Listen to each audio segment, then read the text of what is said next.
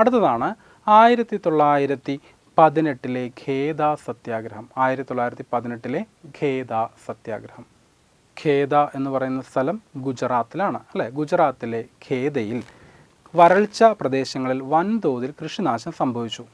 Okay, അപ്പോൾ ഗുജറാത്തിലെ ഖേദയിൽ വരൾച്ച മൂലം എന്ത് ചെയ്തു? വൻതോതിൽ കൃഷിനാശം സംഭവിച്ചു.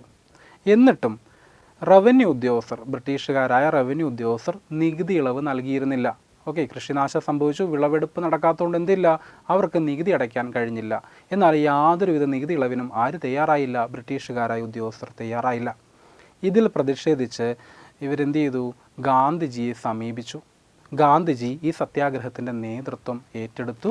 അങ്ങനെ നടന്ന സത്യാഗ്രഹമാണ് എന്ത് പേരിൽ അറിയപ്പെടുന്നത്? ഖേദ സത്യാഗ്രഹം എന്ന പേരിൽ അറിയപ്പെടുന്നത്.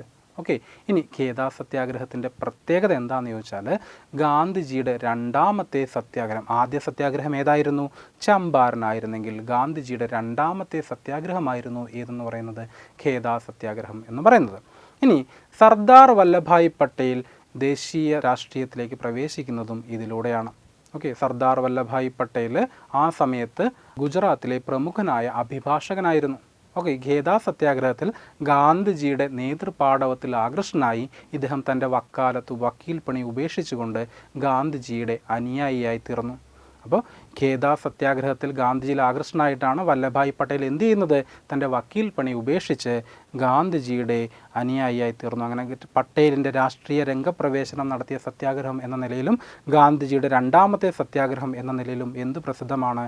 ഖേദ സത്യാഗ്രഹം പ്രസിദ്ധമാണ് എന്നോർത്തിരിക്കുക.